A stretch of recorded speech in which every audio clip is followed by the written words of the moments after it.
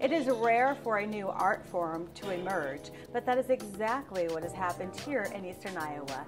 University of Iowa professor and artist Virginia Myers has invented foil imaging art.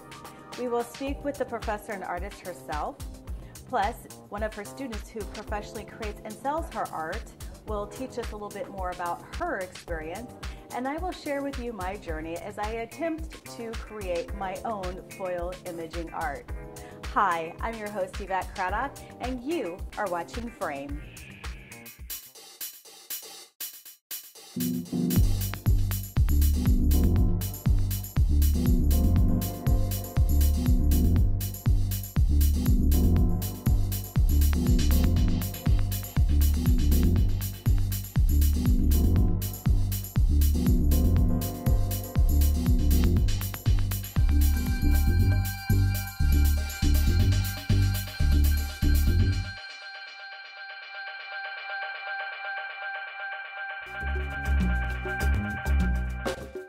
Very simply, this whole technique depends on the science of polymers. That's it. It's polymer science. Polymers bond to each other under heat and pressure, and they become one. Virginia Myers got intrigued with this early on. It came to her when she was doing gold leaf on picture frames. And then she thought, why couldn't we use that to make artwork with? But at that time, it wasn't possible to do it.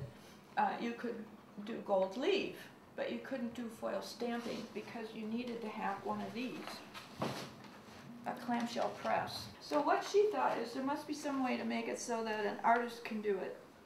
And she got together with a mechanical engineer and electrical engineer who live right here in Iowa City. They're not artists. And together they invented the Iowa foil printer, which is what this is. And it's comprised of a hot plate and a heated roller. And these are turned on, and you can see that they're all calibrated so that we can control the amount of temperature. Unlike a regular hot plate, which just gets hot, we can control the temperature very precisely. This is the old version of it. The new ones that she's using over there that you would use this summer are very carefully calibrated where you can go 1 degree at a time and so on. This is an older version. The pot plate down here also is calibrated so that we can control the heat of both this surface and the roller, and that's what's required to make the foil stick to itself. So heat and pressure, that's it. Polymers and heat and pressure. Foil imaging can be done on any kind of surface.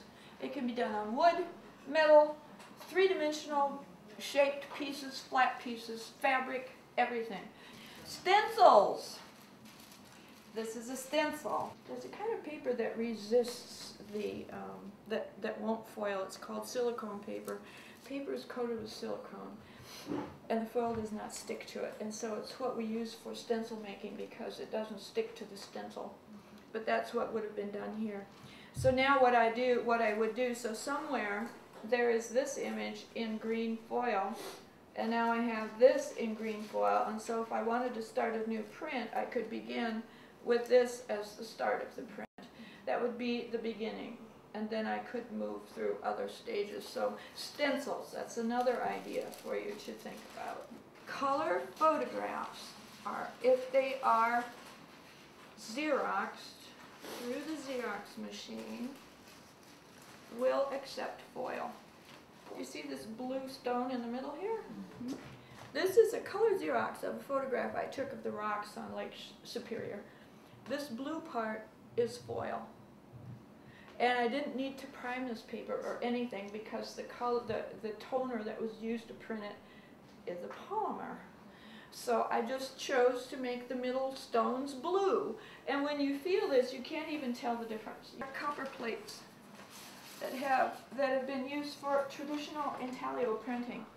Everybody's seen these. This is done etching and engraving, and these are plates that my father made.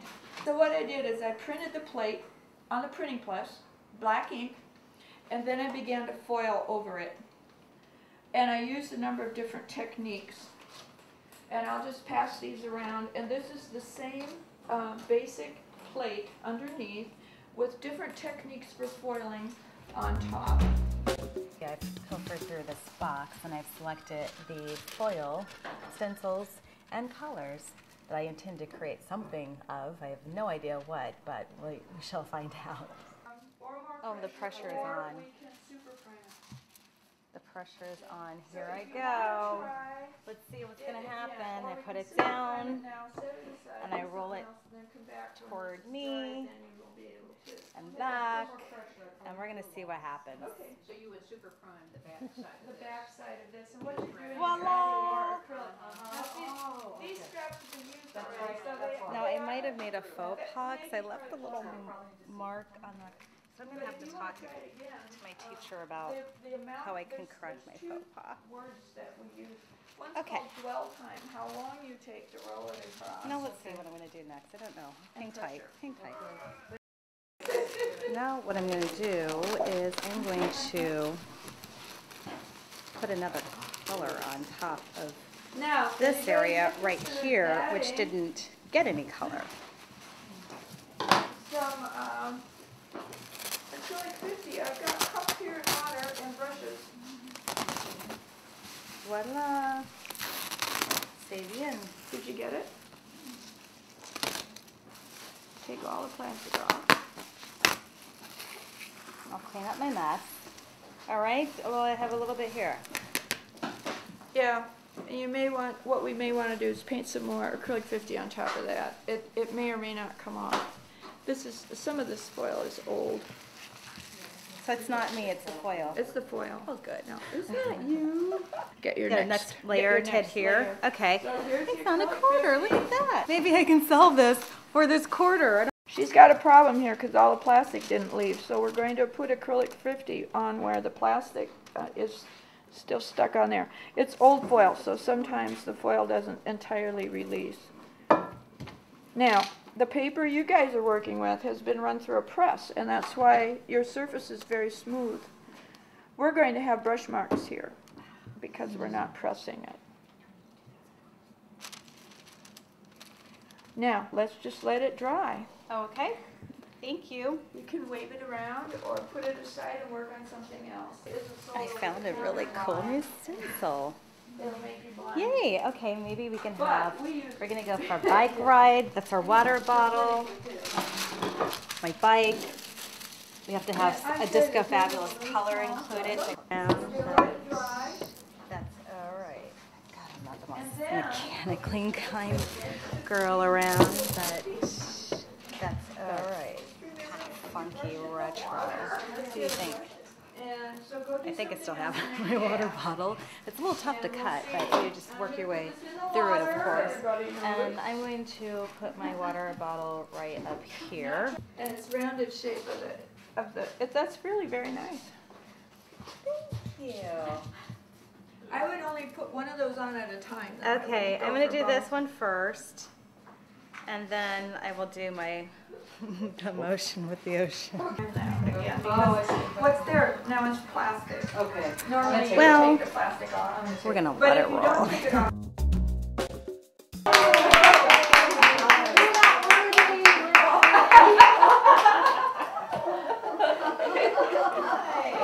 But this is lovely. isn't that nice? It really you. is. See, here's the I'm water so bottle. honored. But it takes me back to my old days of riding a bicycle before I had a car, and how I rode my bicycle to City High to take driver's ed. Really? I was 45. You know, there are two main things, problems with something new. What? One, it's new, and two, they didn't think of it. This is very true.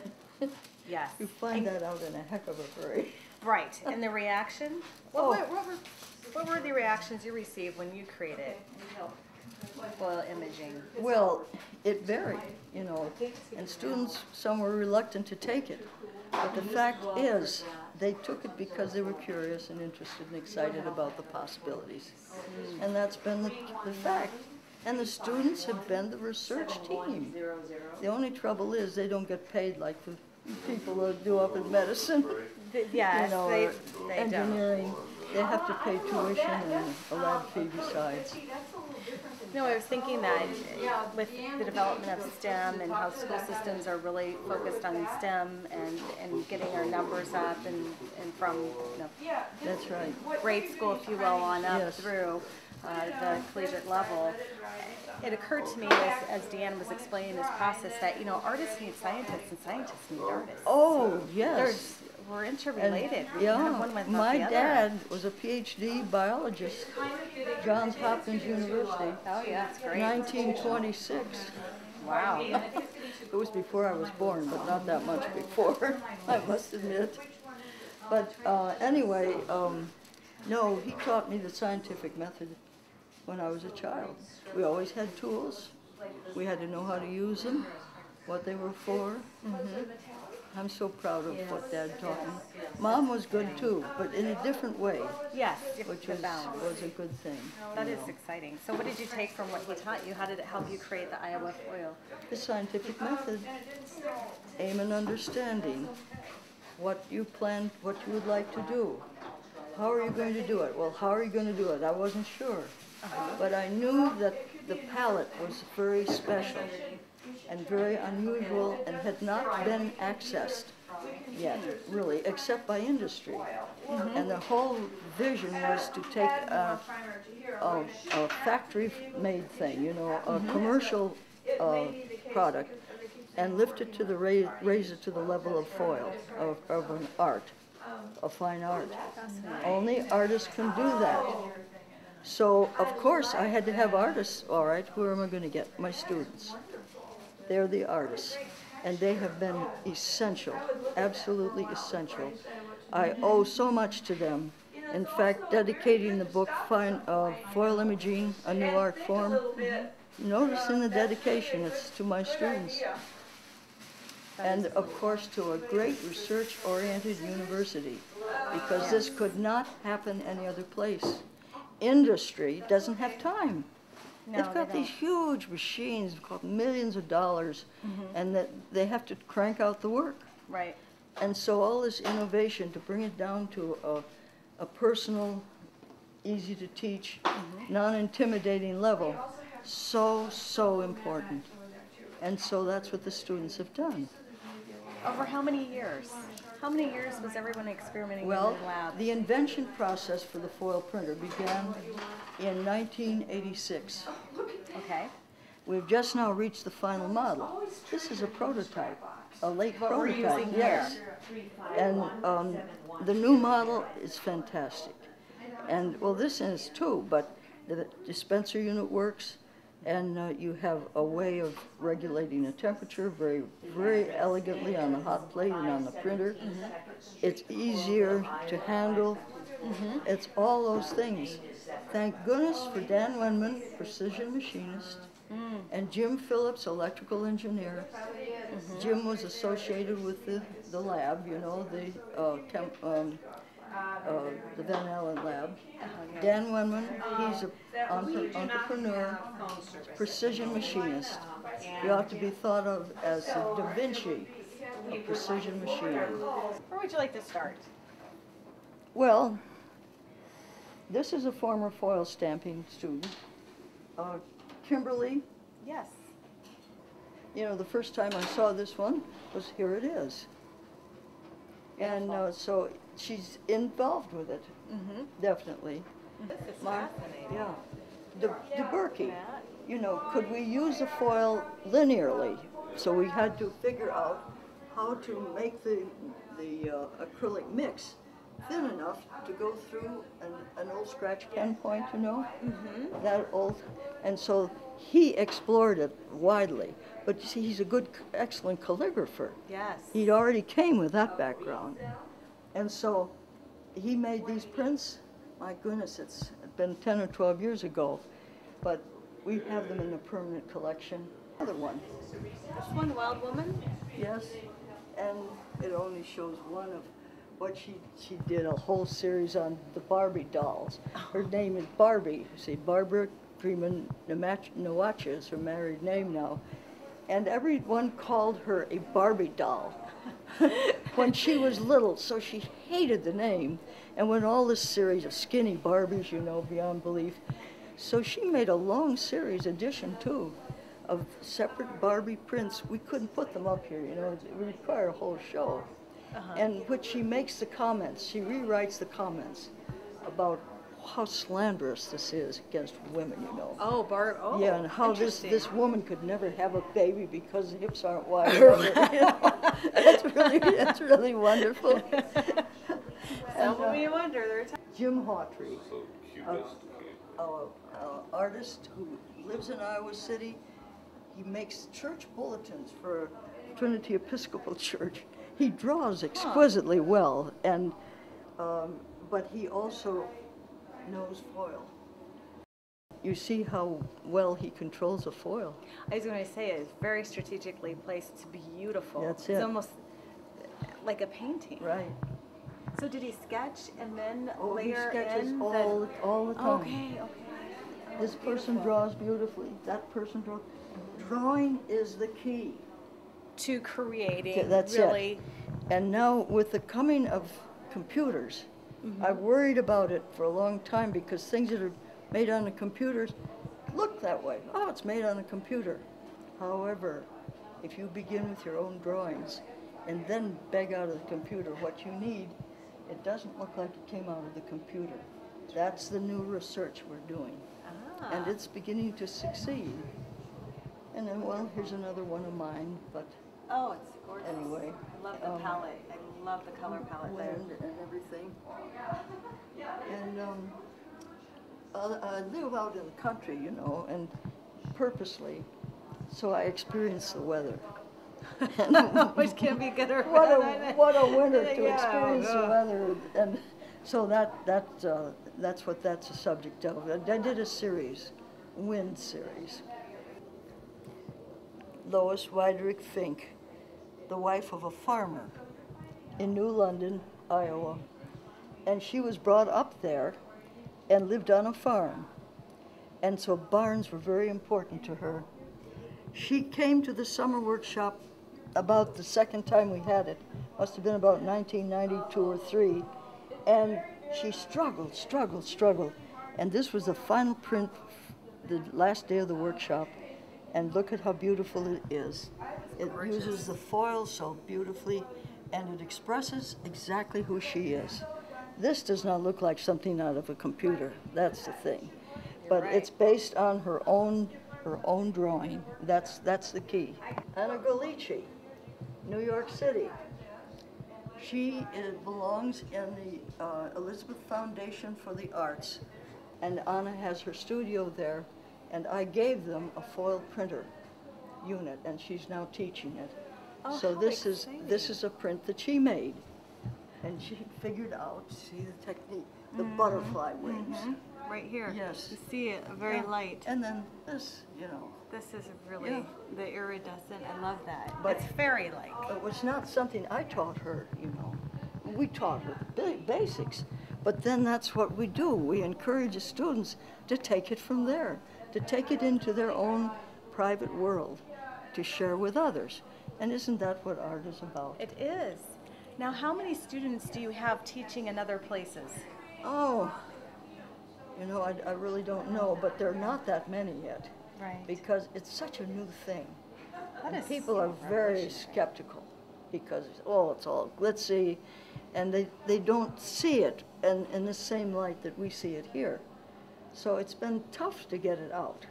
Do they need to try it? Yes. What is that block? Yeah, That well, skepticism. try it. That's why this is the 21st annual summer workshop, and some people do come. Get the skeptics over here. We got to get them over here to embrace something new. It's- Is that going to bite them? No, not at all. Here's Jim Hawtrey. Now, you saw the one at church. Yes. These are proofs that he made when he was preparing to do the edition for the book. And anybody who was in that book had to do an edition of 50 prints. And they couldn't be variations either. But these were the variations he went through to achieve the edition for the book. And I would say that probably this one is closest of all to what the edition in the book looks like. Doug Hall has taught foil at Kirkwood Community College. for many, many years. And he comes to summer workshops to learn this. And they own foil printers, and he teaches it, and I get some of his students now and then. So that's always a thrill to see. Now, here's an artist. She's in town now. She's a student, Allison Hetty. And she comes over after hours to use the foil printers at school. But see how inventive this is. It's very inventive. And Oh, is that so like a sensitive. fabric? Yeah, it looks like it's fabric, but it's all foil. And she's learned a special way of manipulating the foil. And Wow. of choosing the foil. That's spectacular. the big thing. And it's fresh off the press. I mean, it was just completed probably a month ago. Here's a good example of a print that's made by printing a wood block over the foil. The only thing is the foil is a different color. Oh, And you can see how it changes the yes, aesthetic read. completely. But you see how brilliantly it can be printed over foil. Yes. And this was one of the big things that was so important, at least in my thinking. Could we use the foil and integrate it with all the traditional techniques? And the answer is yes. So it can be intaglio techniques, it can be stone lithography, it can be relief, it can be copier toner, many, many, many things. This is the book of relief of my students. It was made by WDG Communications Cedar Rapids, did the publication. Oh, okay. And he was wonderful. And he asked me what to put on the cover. I said, Dwayne, you're going to have to design it. Here are all the slides. There must have been 200 slides. But he picked this one. It happens to be mine. But it wasn't... Was it planned by you? No, it wasn't. But it's and appropriate. There was a time I said, you know, you shouldn't even put my name on there because it's so much a product of the students. And see, Deanna has marked some of the work. And this is an example of a commercial printing press, a Kluge clamshell, and that press is about 8 feet long and 6 feet wide and operates like a clam, you know, except a huge clamshell, bam, about 40 tons of pressure at 250 to 300 degrees Fahrenheit. Wow. And when I saw that, I thought, if I'm ever going to have this in my studio, I don't want this. We need to have something that can be taken care of. And so to make the invention, it was based on non-intimidating, easy to handle, safe to use. Yolanda Barrera, she wrote about a lift ground. That's a special technique used particularly in intaglio. And not only did she invent the technique, but she wrote about it. And then she tells you how to make this special medium so that you can apply it. It's a starch medium, water and starch and things, a few other things. But the book is a sharing book. We wanted the world to know about this. We're not interested in keeping it all to ourselves, some private corner on the market. That's stupid when it comes to art. You want it to go out. It should be universal. If it doesn't have a universal appeal, then who needs it? This is, again, 3D, some of the people in metalsmithing. And you know, for ring sets, you can make your own ring set. That's what, see, those are rings, finger rings that are greatly enlarged. What was your first contact point with foil where you thought, aha, there's something here. Oh, there's yes. something here to play with. That's what I mean by Well, white foil. in the old days, when I was still a student here, a postgraduate, I came to study with Lisansky. Or I would have gone someplace else. But I also wanted to continue working with painting, so I worked with a professor, Eugene Ludens. And he knew how poor I was. And he said, Virginia, what are you going to do this year for money? I said, well, if you'll let me use the miter box that the school owns, I'll make picture frames. He said, well, you know, I'm an old picture framer myself, and I could show you how to leaf frames with genuine silver leaf. would you like to learn? I said, oh, it'd be wonderful, but I don't think I can afford it. See, the word silver. Never mind. Well, to make a long story short, he brought me the tools, the equipment, showed me how to do it, and pretty soon I was leafing the frames. And I was putting these lovely hand-carved with my jackknife silver leaf frames around my prints. And they look grand, but I looked at them and thought, oh, if I could just get the silver inside of the print. See, this is after I came back from France on Fulbright for a year, and it took me 3 or 4 years to figure out how to do that with an additional intaglio print. But fine, worked with that, made many intaglio prints, a lot of landscapes too. I didn't need anything really glitzy or mirror surface, but when I began to write the book to share with the world what I knew, the last chapter was missing, no mirror surface. And when you write a book, something that's technical, you want the world to be able to read it and use it. Yes. And what if somebody wanted to reproduce a shiny bumper, you know, chrome bumper, or a mirror? I didn't know how to do it. I tried very hard to figure it out using my limited techniques. Didn't work. But eventually, I figured out that it wasn't in the cards for me to do that. But I had seen in Christmas cards and ads all this shiny stuff from the foil stamping industry. Yeah. So eventually I went to a foil stamping workshop out in Kansas City with all the technicians and foil stampers, and I found out what it was. And then when I came back to town, I had a box of 40 rolls of foil, each 6 inches wide and 100 feet long. But I didn't have a Kluge clamshell press. I didn't, glad I didn't. Very many people have. But anyway, the other thing was, is there a viable art form?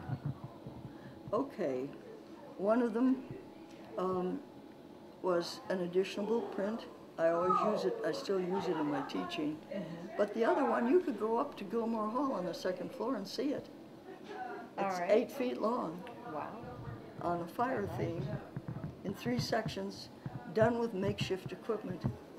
And it was the second print I needed to make to convince myself that there is a viable art form. Okay, get on with the invention. That was it. And then you went back to the tools that your father had taught and you all to. this. And then, of course, it opened up a whole new realm of possibilities. Beautiful. Over story. 200 pages of the story Yes. of this of your invention that was further developed through your students who... I didn't expect to be documented, but that's all right. Nobody's documented like this before. Nobody's really done it. It's important for the documentation to take place, It to is. continue to not only expand its reach, but to continue to develop it. Of course it Who is. knows? And it's a product of Iowa, that's the thing. Look at the diversity that they bring into it. Oh, absolutely. And they're never 2 classes the same. Every class brings in something new. And it's just a thrill to have the privilege of teaching, you know, in the print department. Thank you. Very, very Thank you, impressive. and thank you for being such a good interviewer. Well, thank you for being such a great interviewee. It takes 2 to tango. I guess, but don't ask me to tango. Okay. I've got such flat feet. We'll have to practice.